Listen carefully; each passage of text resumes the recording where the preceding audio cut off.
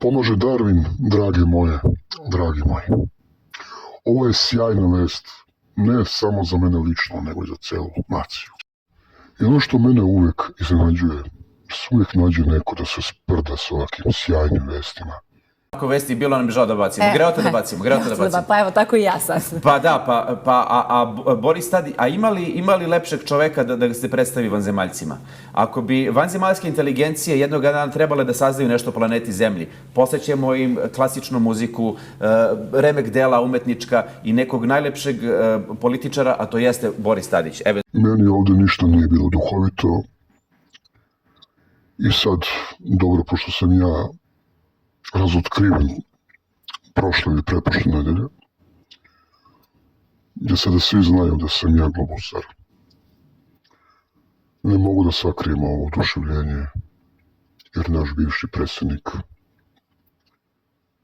je dobio fantastičnu priliku da našu zemlju proslavi širom kosmosa, a i šire. A ujedno i da će se zaposliti preko 200 stručnjaka iz naše zemlje, među kojima se nadam da ću biti ja. Sam potpisao predugovor. Jedini mi je problem taj što je Hong Kong u pitanju, a ne Abu Dhabi, ali ja verujem da će naš predsjednik, bivši, uraditi sve da mene iz Hong Konga prebaci u taj grad, isključivo samo zbog klime, a i valjda bi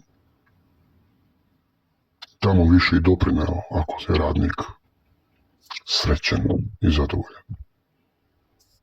Jer ja nisam bilo koji, nisam običan radnik.